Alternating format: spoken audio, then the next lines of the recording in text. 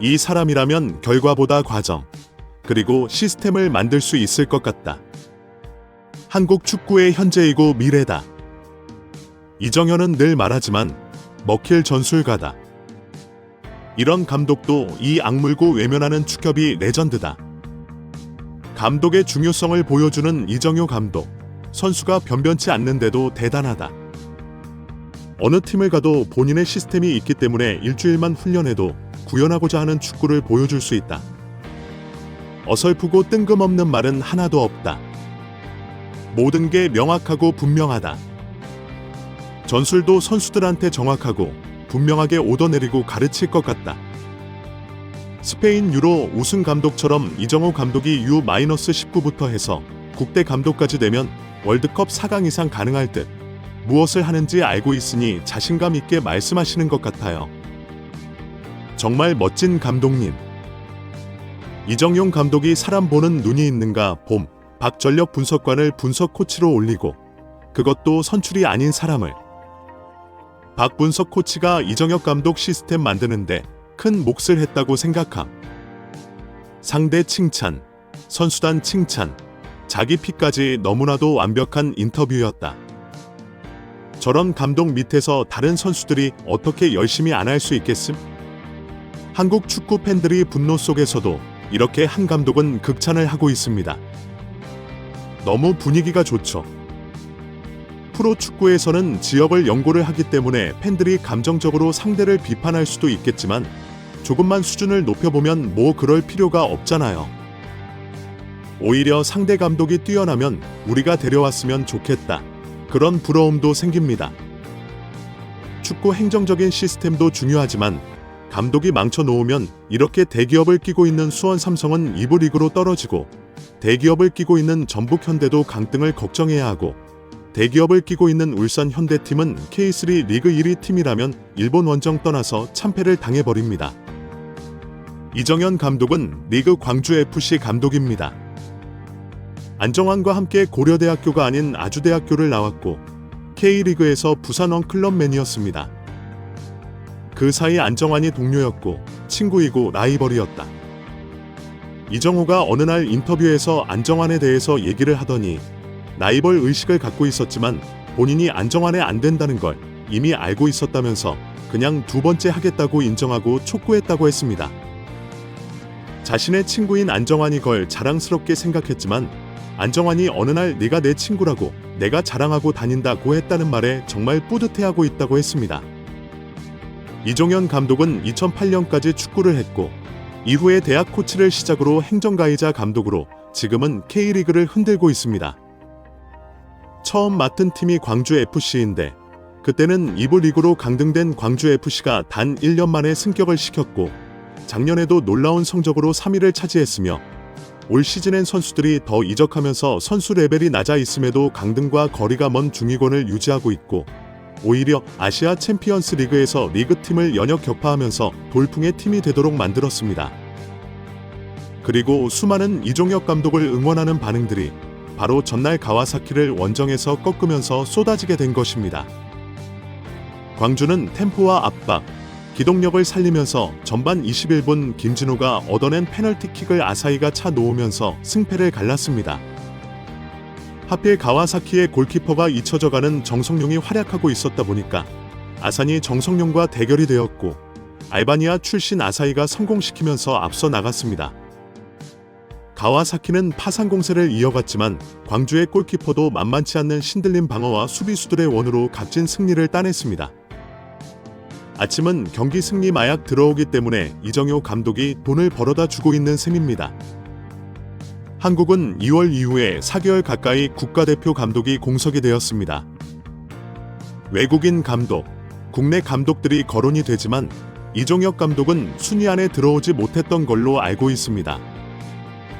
우선 한국 레전드이면서도 대한축구협회 전무까지 지내면서 울산을 1위로 이끌고 있던 그래 모 엘리트 내 홍봉사가 버티고 있었기 때문입니다. 사실 엘리트가 좋은 감독이다 말할 수 없습니다. 좋은 감독이 엘리트 출신일 수도 있고 아닐 수도 있는 거죠. 축협도 엘리트를 선호해서 외국인 감독만 뽑으려고 했던 것도 아닙니다. 지네들도 좋은 감독을 뽑으려고 했겠죠. 전술도 좋으면서도 성과도 내고 사고치지 않는 인성과 한국 문화에 잘 적응할 수 있는 감독을 찾았는데 뭐 안 된 거라고 칩시다. 그런 감독은 히딩크를 데리고 올 때처럼 큰 프로젝트와 돈 쏟아붓고 엄청난 지원을 할 준비가 됐을 때 데려올 수 있지. 그냥 적전 돈만 맞춰놓고 어떻게 유능한 감독이 오냐고요. 축협의 엘리트 만행이 지금 사태를 만들기도 했습니다. 만약 홍보 감독을 뽑기 전에 이정효, 윤정환 감독이 거론이 됐다면 그래도 분명 논란은 있었을 것입니다. 외국인 감독을 선호하는 입장의 축구 팬들은 이제는 돈 아끼려고 한다면서 엄청 깠을 테니까요. 어쩌면 이정혁 감독도 광주를 버리고 돈과 명예 때문에 국가대표를 했다고 비난할 수도 있겠죠. 근데 하필 왜 이정혁 감독은 갑자기 그런 말을 했을까요? 한 기자가 어떻게 하루밖에 없는 시간에 그런 전술로 가와사키를 상대할 수 있었냐고 묻자 이때는 겸손이 아니라 자신감입니다. 내가 당장 어떤 팀을 맡더라도 일주일이면 내가 가진 시스템과 훈련으로 팀을 만들 수 있다고 해버렸습니다. 현재 광주 선수들이 그 시스템과 훈련으로 되어져 있어서 잘 따라오고 있는 거라고 했죠. 다 아시겠지만 프로팀이 국가대표 팀보다 조직력이 더 좋습니다. 조직력이 잘 갖춰지면서 축구가 재미있습니다. 손발이 안 맞고 패스 실수가 많아지고 그러면 팬들도 보기 싫어지는 건데 사실 국가대표는 최고의 에이스 선수들을 데려다 모은 거지만 1년에 5번 정도 모여서 열흘 정도 같이 있는 게 전부인 대다 때마다 선수들도 바뀌기도 합니다. 이게 시스템이 갖춰지지 않으면 엄청 헤매요. 이미 히딩크 때도 월드컵 임박했을 때 팀이 완성됐고 벤투 월드컵 막바지에 와서 팀이 완성되었습니다. 그렇게 보면 2년 6개월 정도 걸 벤투 감독은 4년을 채웠는데 사실 코로나가 있었기 때문에 조직력이 완성되기까지는 비슷한 시간이 걸렸습니다. 한국은 지금까지 계속 바꾸기만 하다 보니까 다시 시작하고 제가 축구를 보는 순간 지금 40년 동안 계속 쳇바퀴만 돌고 있는 겁니다. 그러니까 그런 개판 행정으로 회장이 개입해서 감독을 뽑고 인맥 축구가 이어지는 겁니다. 생이 홍사 만난 거 이것 또한 실맥이지 뭡니까?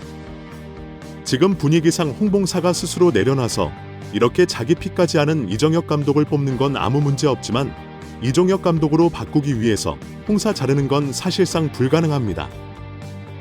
이 타이밍들이 정말 아쉬운데 이제 축협이 보는 눈이 많다라는 것을 좀 알고 개선을 하려고 한다면 엘리트가 아니라 전술을 만들 줄 아는 감독이 필요합니다. 한국은 아시아에서 최강이라고 하지만 월드컵에서는 3포트 정도의 국가입니다. 16강 드는 것도 힘든 팀이라는 거죠. 그럼 항상 이런 팀은 조별 탈락 혹은 16강에서 만족하고 끝나니까 그렇지 않죠. 카메룬, 터키, 크로아티아, 모로코 등 돌풍을 일으키는 국가들이 꼭 나오고 그러면서 크로아티아는 이미 강호로 평가가 되어 버렸습니다. 한국도 그런 국가가 될 수 있도록 어차피 앞으로도 축구 최강국이 아니라 유럽, 남미 팀들을 쫓아가야 하는 국가라면 한국만의 시스템을 만들어서 그 틀을 잡고 디테일을 변화시키면서 말이라도 일본처럼 좀 4강 우승을 목표로 말할 수 있는 한국 축구가 좀 되었으면 좋겠습니다. 홍봉사가 과연 그걸 해낼 수 있을지 모르겠네요. 이정호 감독의 언변과 자신감에 먼 미래의 한국 축구가 더 성장할 수 있다는 기대감을 좀 가져봤습니다. 이상 흰수염 고였습니다. 여러분, 영상의 엄지척, 그림에 손가락을 툭 대주시면 감사하겠습니다.